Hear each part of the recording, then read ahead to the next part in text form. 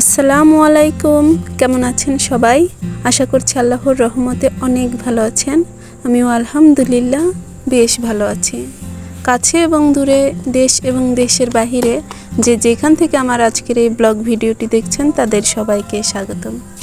Welcome to my channel.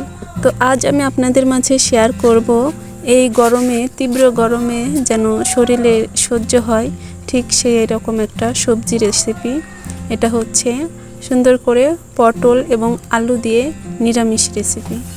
তো এটা আমি কিভাবে করেছি আর এর কালারটা কিন্তু আমি অবশ্যই সবুজ রেখে করেছি। তো সবজির কালার সবুজ রেখে কিভাবে আমি রান্না করেছি সেটাই আপনাদের মাঝে শেয়ার করব। আশা করছি ভিডিওটি আপনাদের একটু হলেও উপকারে আসবে।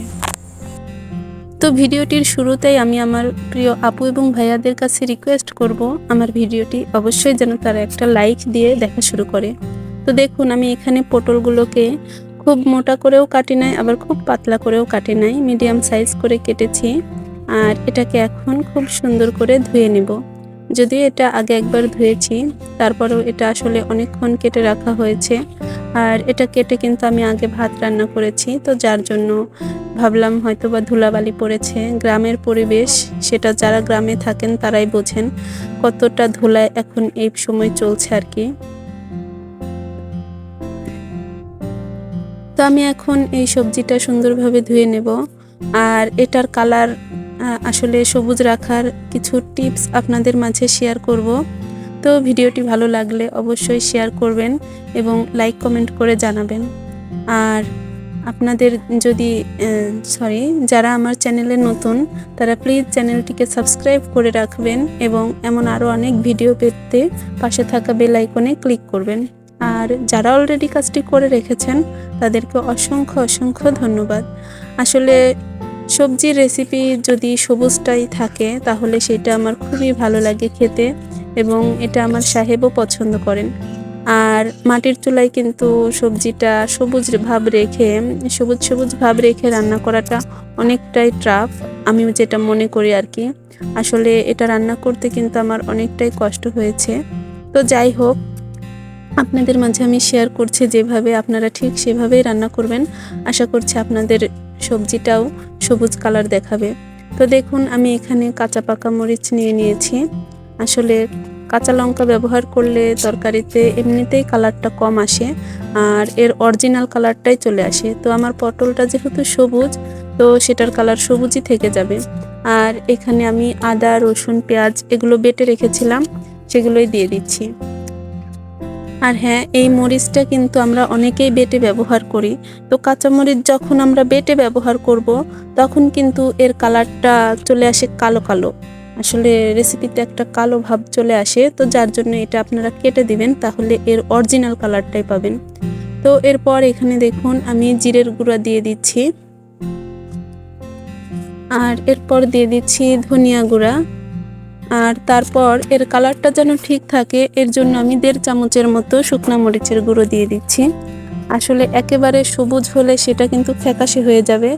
তো দেখুন, আমি কিন্তু এখানে কিছু মশলা দিয়ে দিয়েছি, তো যার জন্য এটা আর কি অরিজিনাল কালার আসলো না। তো এখন দেখুন এখানে আমি হলুদটা দিয়ে দিচ্ছি। আসলে হলুদ না দিলেও কিন্তু তরকারির কালারটা ভালো আসে না। তো এরপর লবণ দিয়ে আর কি মশলাটাকে সুন্দর করে কষিয়ে নেব। আর এর স্বাদ বাড়ানোর জন্য আমি এখানে যে মশলাটা ব্যবহার করেছি আশা করছি সবার ঘরেই থাকে, তো আপনারাও এটা ব্যবহার করবেন। আমি এখানে দিয়ে দিয়েছি খুবই অল্প পরিমাণ এলাচের গুঁড়ো। আসলে এটা যে কোনো সবজি রেসিপিতে রান্না করলে হবে কি, এটার একটা আলাদা ফ্লেভার চলে আসবে। তো আমি কিন্তু এটা রান্না করে যখন আমার হাজব্যান্ড খাচ্ছিল তখন উনি বলছিল আজকের রেসিপিটা অনেক দারুণ হয়েছে। তো আমি তখন ওনাকে বলেছিলাম আজকে ফ্লেভার কিনে এনে রান্না করেছি, কারণ ঢাকনা খুলতেই একটা অসাধারণ স্মেল চলে এসেছিল, যার কারণে উনি খাবার আগেই কথাটা বলে রেখেছিল। তো আমি কিন্তু খুবই অল্প পরিমাণ এলাচের গুঁড়ো ব্লেন্ড করে রেখেছিলাম, আর সেটাই কিন্তু এখানে প্রয়োগ করছি। দেখুন খুবই অল্প পরিমাণে দিয়েছি, আর এটা না, এটা কিন্তু খুব বেশি দেওয়া লাগে না। যদিও এটা মাংসের মশলা, তারপরেও সবজিতে যদি হালকা একটু দিয়ে দেন, আসলে এমন কষানো সবজিতে তাহলে কিন্তু সবজিটা আপনার মাংসের স্বাদকেও হার মানাবে। তো দেখুন এবার আমি মশলাটাকে ভালোভাবে কষিয়ে নিচ্ছি। আর এটা যখন কষানো হয়ে গেল তখন সেই ধুয়ে রাখা আলু এবং পটলগুলো দিয়ে দিয়েছি। তো দেখুন আমি এখানে আলু খুবই কম পরিমাণে ব্যবহার করেছি আর পটলটাই বেশি নিয়েছি, যার কারণ হচ্ছে এই রান্নাতে আসলে পটলটাই বেশি ভালো লাগবে। আর এর কালারটা যেহেতু সবুজ থাকবে সেহেতু যারা খায় না তারাও কিন্তু এটা খাইতে বাধ্য হবে, কারণ এই কালারটা ধরে রাখা আসলে অনেকটাই কঠিন। আমি তো মনে করি আমি সহজে কিন্তু এই সবজির কালার সবুজটা ধরে রাখতে পারি না, আসলে রান্নায় তেল মশলার কারণে এটা কিন্তু আর কি ফ্যাকাশে হয়ে যায়। তো যাই হোক, আপনারা দেখছেন হয়তো বা খেয়ালও করেছেন আমি সব ভিডিওতে বলে থাকি সবজি রেসিপিতে আমি খুবই কম তেল মশলা ব্যবহার করি। তো এখানেও কিন্তু তাই করেছি, খুবই সামান্য তেল দিয়েছি, বাকি উপাদানগুলো অল্প সামান্য করেই দিয়েছি। আর এটা থেকে কিন্তু এখন অনেক পানি ঝরবে, তাই আমি এটাকে ঢাকনা দিয়ে কিছুক্ষণ রেখে দেব। আর এর চুলার তাপমাত্রাটাও আমি এখন আরেকটু বাড়িয়ে দেব।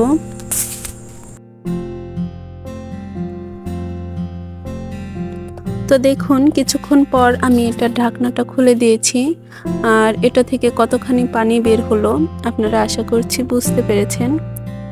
আর দেখুন আমার সবজিটার কালার কিন্তু এখনো অনেক অনেক সবুজ দেখাচ্ছে। আর হ্যাঁ, রান্নার শেষ পর্যন্তও কিন্তু এটা এমনই সবুজ থাকবে, যদিও রান্নার শেষের দিকে এর কালারটা একটু ফ্যাকাশে দেখাচ্ছিল, যার কারণ আমি যেহেতু মাটির চুলায় রান্না করি, দেখুন আমার চুলা থেকে আর কি কড়াই থেকে অনেকটা ধোঁয়া উঠছে। আর এই ধোঁয়া ওঠার কারণেই কিন্তু আমার এই সবজির রেসিপিটা কালারফুল দেখাচ্ছে কম। আর এটা যদি ভালো একটা ক্যামেরাই হতো, আসলে ফোনের ক্যামেরাতে আর কি বোঝাবো, ভালো ক্যামেরা হলে কিন্তু অবশ্যই এর অরিজিনাল কালারটা আপনাদের মাঝে আমি তুলে ধরতে পারতাম। ভিডিওটি এই পর্যন্ত কারা দেখেছেন আমি জানি না, তবে যারা দেখেছেন তাদেরকে অসংখ্য ধন্যবাদ।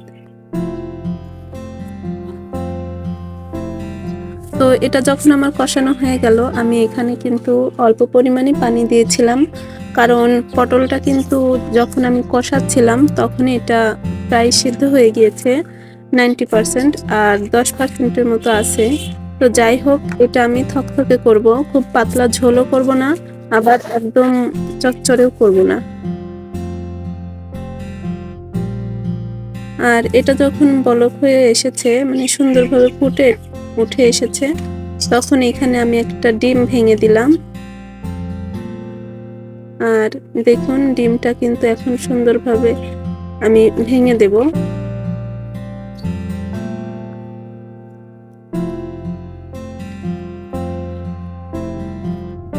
আর এখন কিন্তু এভাবে ধীরে ধীরে নাড়াচাড়া করতে করতেই এটা আমার রান্না হয়ে যাবে।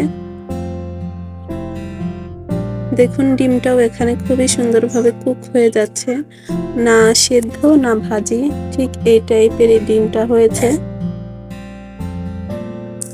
আর এবার আমি ঢাকনা দিয়ে কিছুক্ষণ ঢেকে দেব। তারপর দেখুন আমি এখন দেখছি লবণটা ঠিকঠাক হয়েছে কিনা, কারণ আমি প্রথমে লবণটা একটু অল্পই দিয়েছিলাম।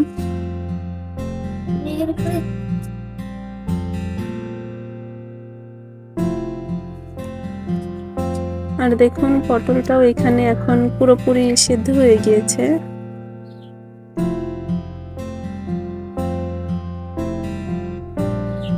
তো এরপর কিন্তু আমি আর অল্প কিছুক্ষণ ঢাকনা দিয়ে ঢেকে রেখেছি আর চুলার আঁচটাও বন্ধ করে দিয়েছি।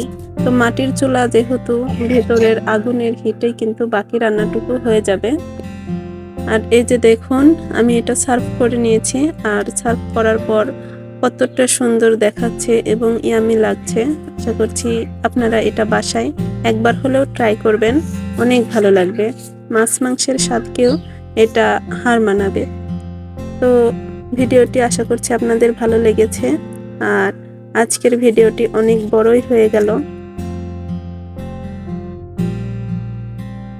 কথা হবে আগামী ভিডিওতে, সেই পর্যন্ত আপনারা সবাই ভালো থাকবেন।